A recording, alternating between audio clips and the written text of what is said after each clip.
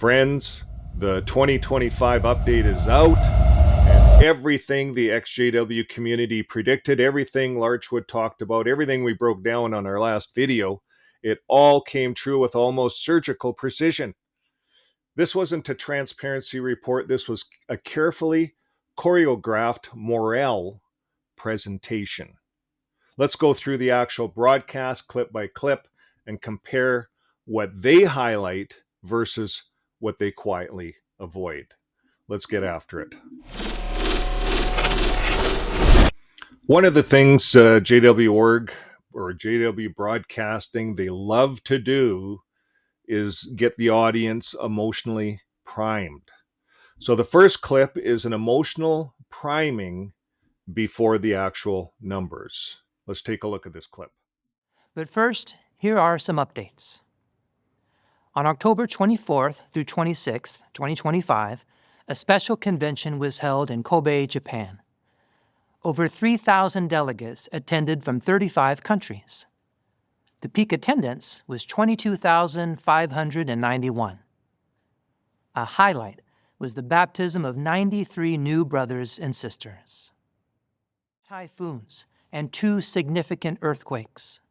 As a result, nearly 2,000 publishers were displaced and 99 homes were destroyed. And an additional 548 homes and 36 kingdom halls were damaged. Relief committees have been appointed to coordinate relief aid. In Jamaica, on October 28, 2025, Hurricane Melissa struck as a Category 5 storm, with winds of nearly 300 kilometers or 185 miles per hour. This was one of the strongest hurricanes ever recorded in the Atlantic Ocean. Deadly floods and landslides also hit Jamaica's southern coast. Hurricane Melissa also affected parts of Haiti, the Dominican Republic, Cuba, destroyed, and 1,165 additional homes were damaged. 4 kingdom halls were destroyed. 40 kingdom halls and 5 assembly halls were also damaged. 4 disaster relief committees are providing help. When disasters like these occur, we're deeply concerned.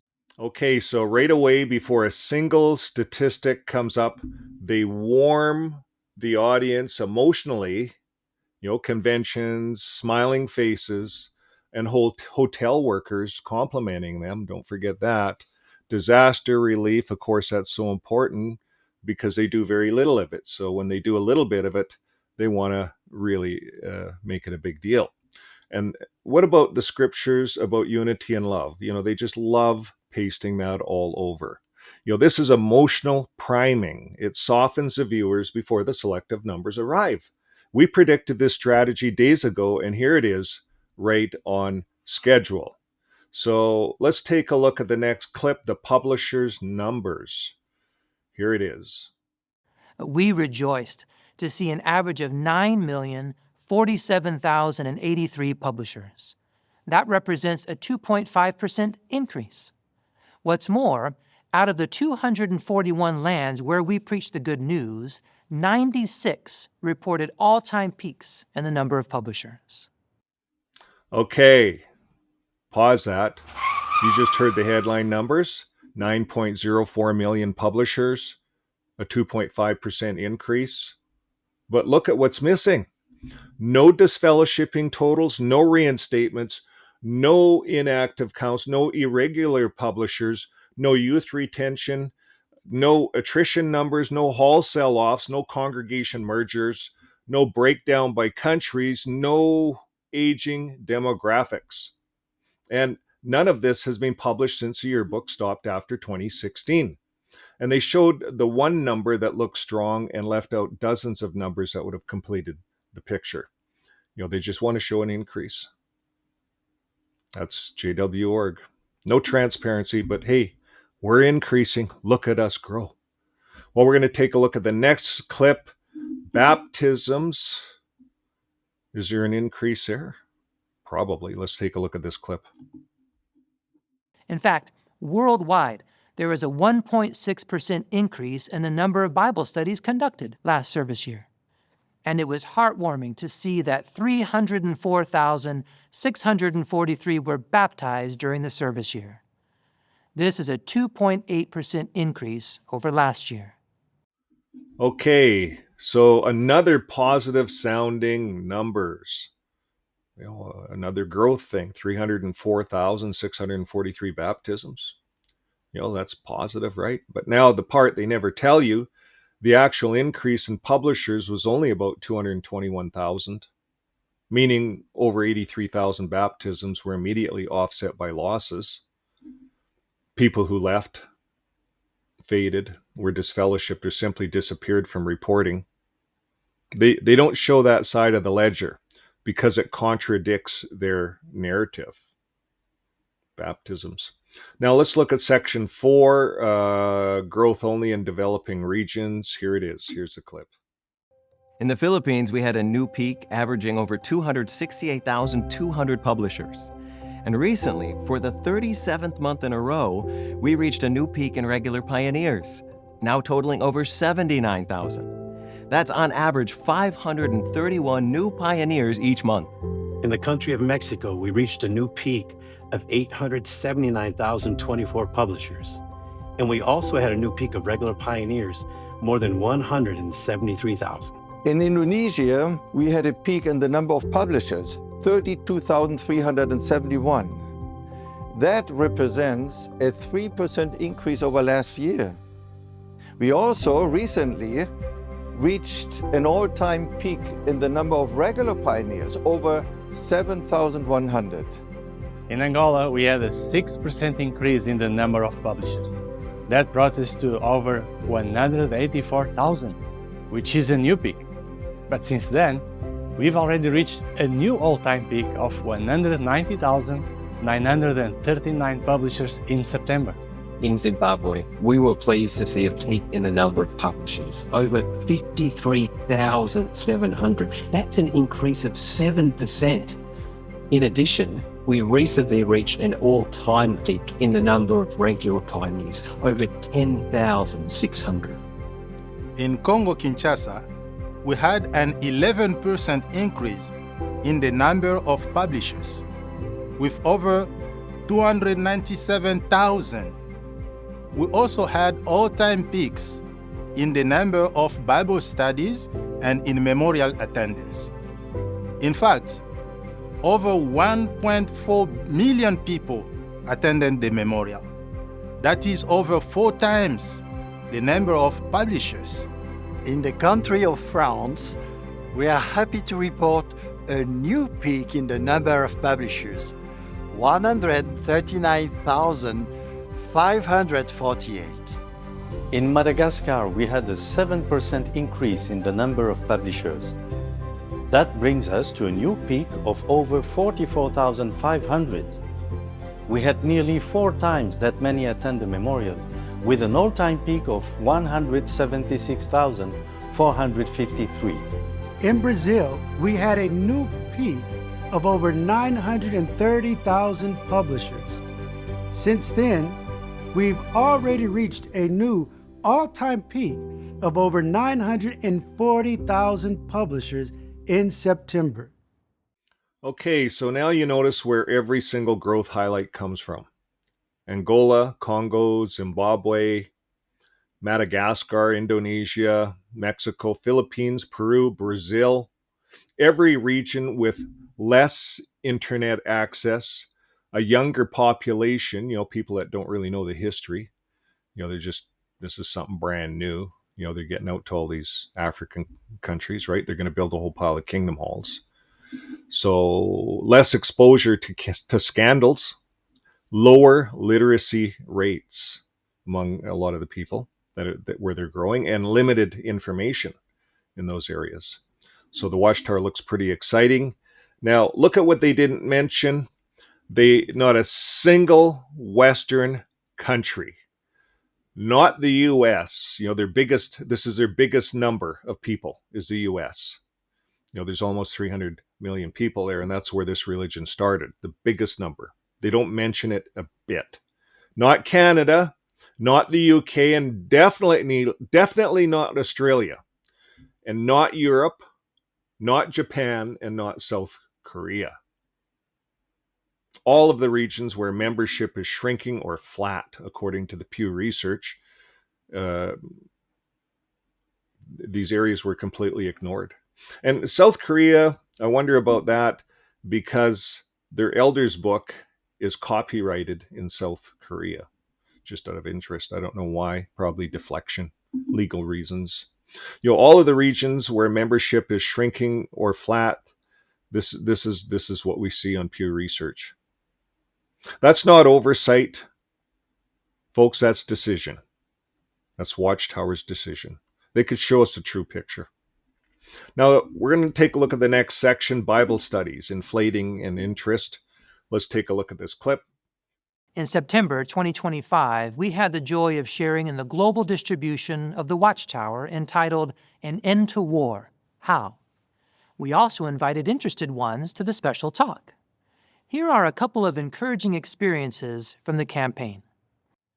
During the campaign, over 24,500 people requested a Bible study. Isn't that amazing? Truly, the fields are white for harvesting. Okay, so Bible studies are potential, but not proof. But they never report how many drop out. You know how Bible studies, they go for a little bit and then they drop out. How many convert? Or, like 3 return visits, you got a Bible study. Yeah, I used to have 50 Bible studies when I was doing Arctic work in these little communities where people never experienced Jehovah's Witnesses. So you could land a Bible study every second doorstep. And we came out of there with 100 Bible studies. We had to farm them out to other people. But guess how many stuck out of the whole thing, out of the whole North experience? One Bible study stuck out of hundreds. They'd drop out. You'd try to do the phone thing. You'd go back and, there was lots of different factors. So, and that's what they're dealing with now. You can count a lot of Bible studies, but they all drop out. Most of them drop out. And I experienced that from regular pioneering and doing unassigned territory, where you can land Bible studies really quick.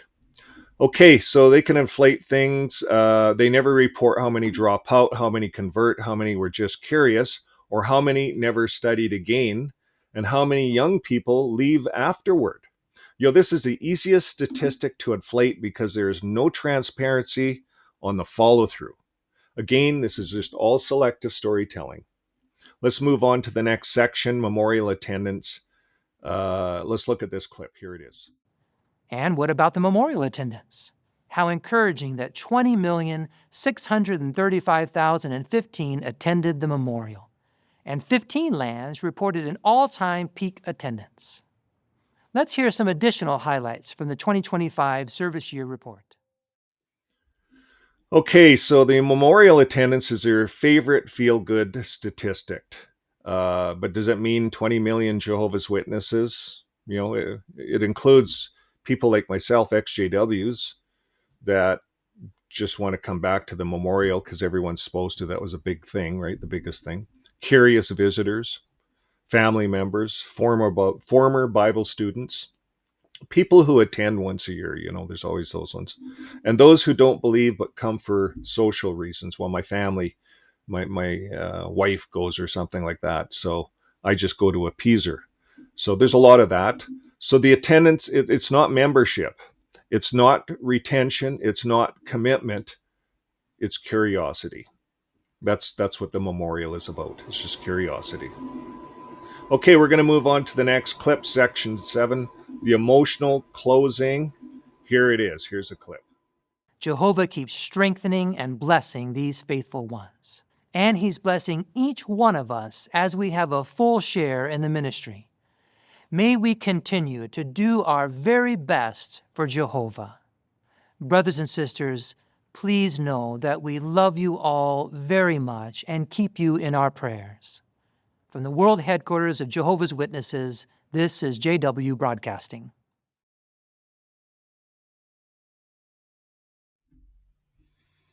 Okay, so the emotional closing. And again, the emotional ending. Jehovah keeps strengthening, We love you very much. Keep doing your very best. But folks, here's the truth. When an organization stops publishing real transparency, and when it ends the yearbook, and when it hides disfellowshipping and attrition, and when it completely avoids Western data entirely, and when it showcases only the numbers that look good to them, that isn't spiritual growth. That's strategic messaging. Is strategic messaging. And their own broadcast proves the point more clearly than anything I could say. Live your life with love. We'll see you on the next video. Bye for now. Well, before we wrap up, I want to take a moment to thank our Coffee Club supporters. These are the folks who help keep Fixing My Faith going. And I'm scrolling through them right now. And if you see your name, thank you for standing with us. But here's the thing. The best way you can support us is absolutely free. Over almost 60% of our viewers are not subscribed. So if you've been watching and getting value out of these videos, hitting that subscribe button tells YouTube to share this with more people who need it. So subscribe, like, and share. And we also run a completely free community.